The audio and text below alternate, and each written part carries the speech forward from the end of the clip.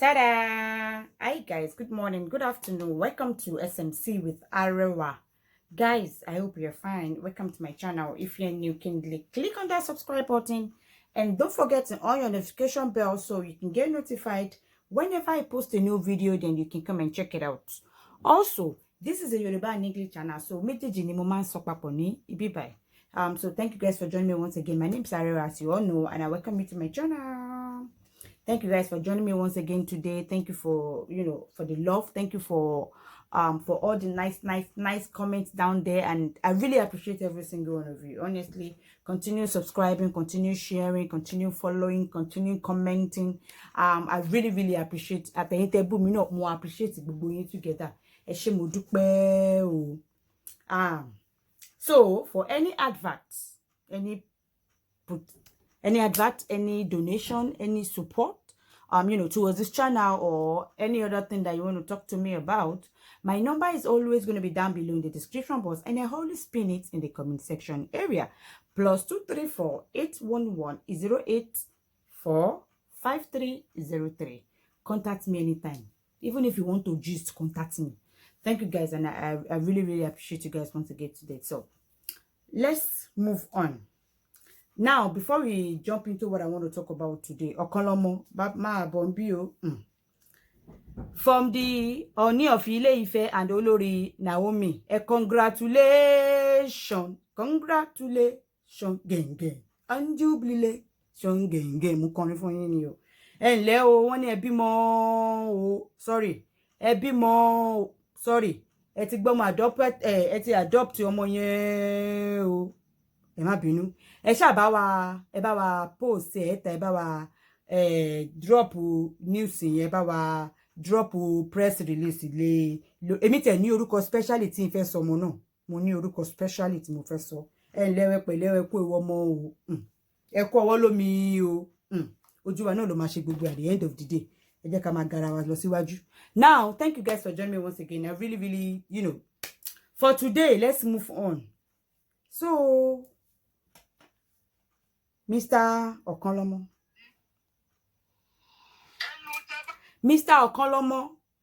Mr. Emir Okonlomo came out yesterday to make a video that Saheed Shittu sent some guys to come and beat him up. And Saheed Shittu ran one more call to come wá náà òun o, come wá ṣe gbá o, come wá ṣàgbọ́n o.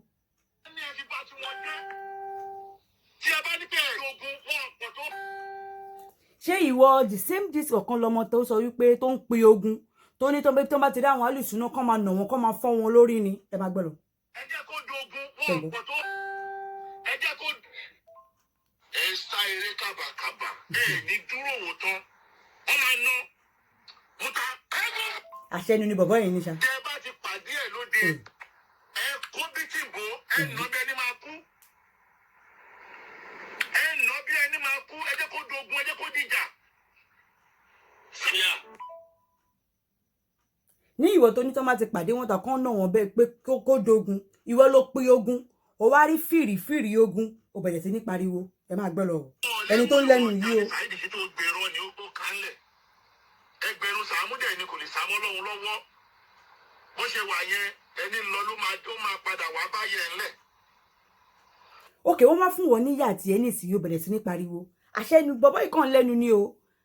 This na only mouth this guy get, he no get anything. Any information tó jẹ́ kó padà fura pé ìyá yẹn máa jẹ́ tó fi gbé rán.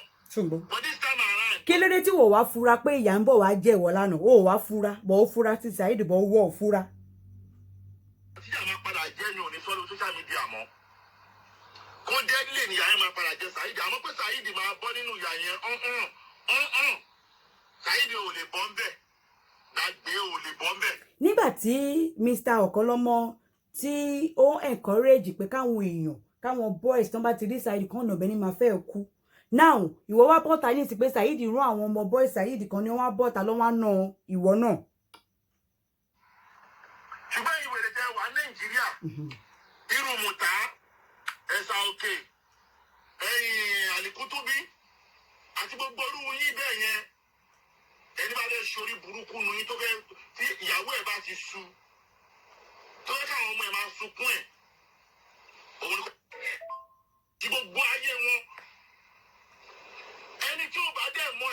nǹkan mi ló ní lọ́wọ́ ni iye tó ní lọ́wọ́ yẹn lò fún wọn ní pàṣọ. ṣé ń gbọ́. fún wọn ní pàrọ̀. ẹjọ́ ogun. ọ̀kọ́lọ́mọ ń ta ń lu jìbìtì ọmọ ń tì mọ́lé ẹgbọ́n ọmọbìnrin yẹn ò pè mọ́. Now nǹkan tó bá yà mí lẹ́nu jù ní Mr.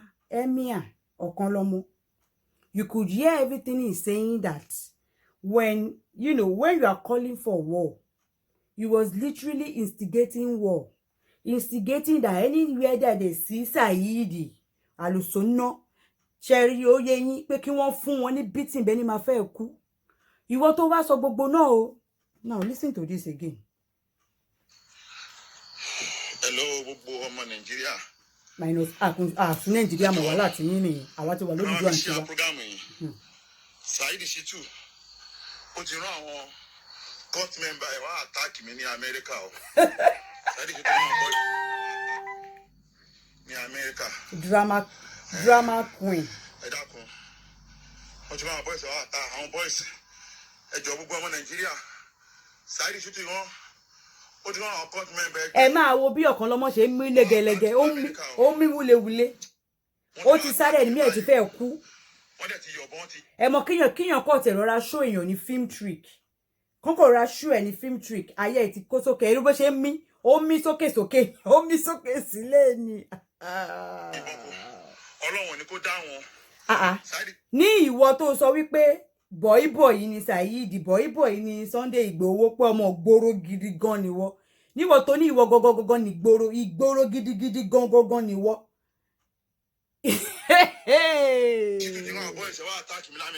Ṣé ń gbọ́ o. Saheed Shittu ti fún boys ẹ̀ wá attack mi ní Amẹ́ríkà o.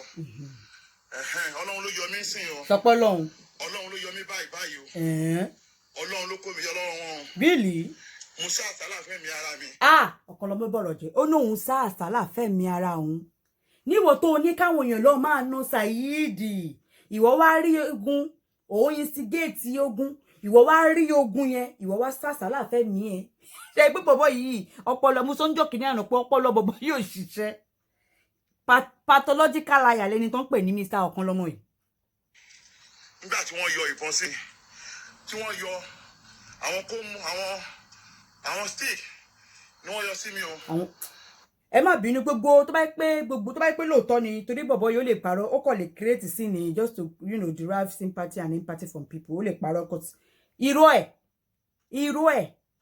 irọ́ ni Mr. Emir yìí o Ọ̀kanlọ́mọ yìí oúnjẹ ó mu irọ́ ni 24 hours irọ́ gan ló fi ń wẹ̀ aṣọ irọ́ ló ń wo omi irọ́ ló ni ó fi ń wẹ̀ omi irọ́ ló mu oúnjẹ irọ́ òun ló ń jẹ tí ọ̀rọ̀ 100 bá jáde lẹ́nu ẹ̀ 99% irọ́ ni. ọlọ́pàá ti dé báyìí o. O pe ọlọ́pàá tó bá ń pariwo tó wá ń show video kí ni please o have you ever seen where somebody will attack you pẹ̀lú gbogbo bó ṣe describe scene yẹn and you have time to be videoing please literally you have time to be videoing àwọn èèyàn rí fóònù lọ́wọ́ ẹ̀ kan gba fóònù kan kí wọ́n fọ́ fóònù mọ́lẹ̀ bọ́bá yìí sì kí o. ọlọ́pàá ti dé o wọ́n pè mí wà lórí live lọ́wọ́ báyìí àwọn ọlọ́pàá ti dé o bọ́ọ̀ wá attack mi lélẹ́yìí o. sọpọ́ lọ́hùn. Wálé Bánsà ló rán o. Ẹjọ́ ta ló ń jẹ́ Wálé Bánsà. Wálé Bánsà ló lead wọn Wálé Bánsà ló rán o. ń gbọ́ Wálé Bánsà. Òun ló mú wá sílé mi Wálé Bánsà ni o. Ẹ bọ́ ifọ̀ ogun mọ́tò mi. Ẹ bọ́ ifọ̀ mọ́tò mi. Ẹ ò fìlà kan ní wọn lélẹ́yìí ó kó mẹ́. Ọ̀kanlọ́mọ ṣé ò lè jà ni nígbà tó rí àwọn ọkùnrin géńdé bíi tiẹ̀ tó wá sàsálà fẹ́ mi ẹ níwò tó ń pe ogun tó ní káwọn ọmọ ogun lọ máa jà on your behalf ìwọ wá rí ogun yẹn ìwọ wá sàsálà ìwọ wá ń sẹ́rẹ́ kiri ó wá mí lókèlókè ó wá mí lókèlókè ìwọ rí ogun ìwọ sá fún ogun ìwọ tó ń pe ogun ó wá rí ogun òwò wá sá fógun ó wá ń complain pé ogun wá bá ẹ. fìlà wọn lélẹ́yìí o kọ́mẹ̀ díà fìlà wọn lélẹ́yìí ọba. ṣe rí àwọn tí wọ́n lọ discipline Mr. Ọ̀kanlọ́mọ wàláì ẹ ṣe dáadáa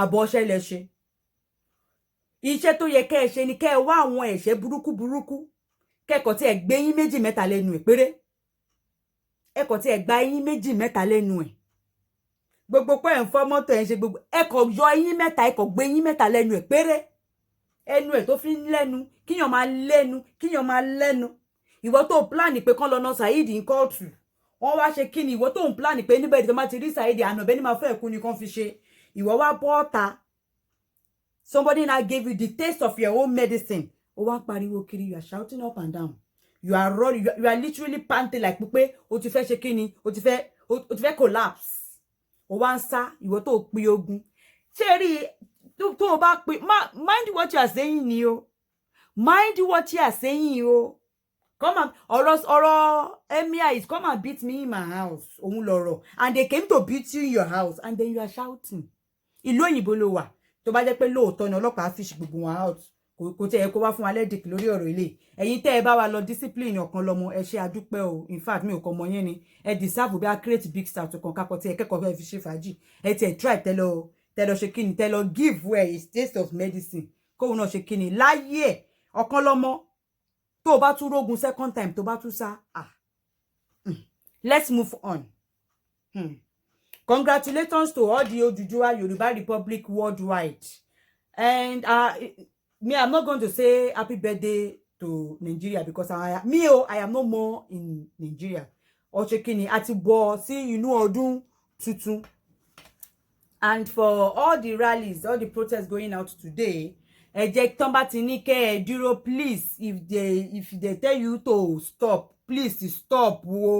Do not in any way get provoked to actually turn it to fight or no fight, to turn it to harassment.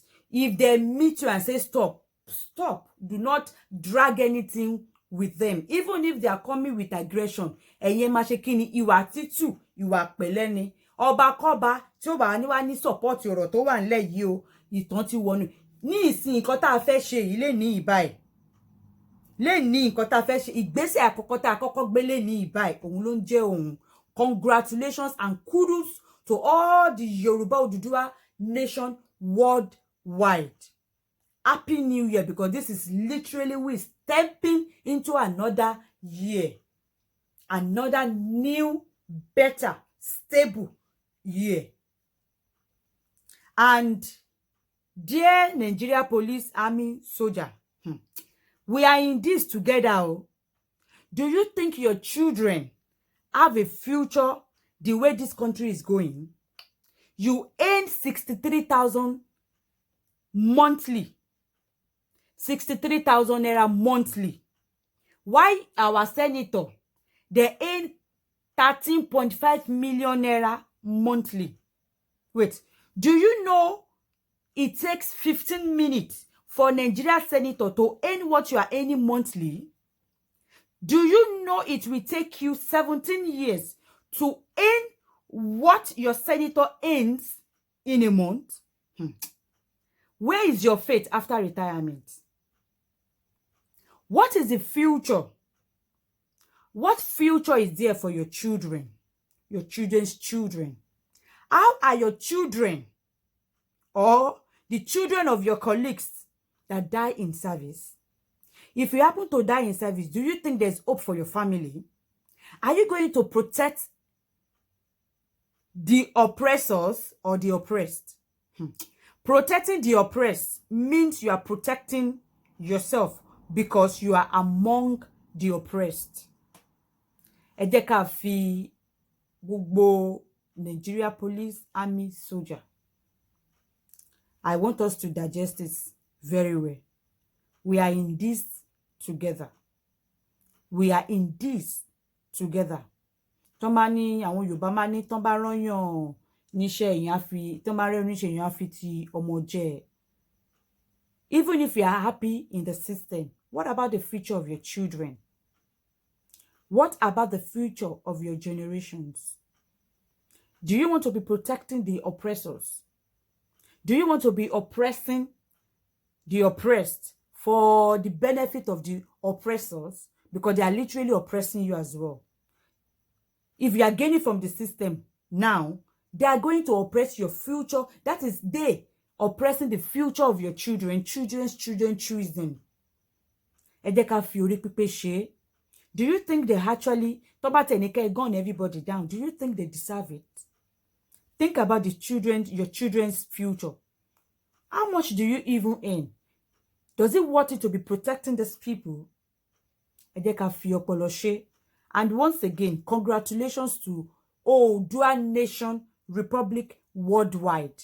This first step that we are taking today, àti fi ìtàn balẹ̀ báyìí lénìí, this is a new millennium, a new history, a new story. And by the grace of Eledumare, it will end in joy. Thank you, guys. Also, guys, do not forget to actually subscribe to the new 2 channels that I spoke about in my last podcast. I'm going to leave the link below: Intimacy with Arewa and History with Arewa. I'm going to drop the link below. Always follow those 2 channels. You know, we're going to meet there. We're going to discuss a whole lot. We want to learn from each other. Do not forget to follow this channel.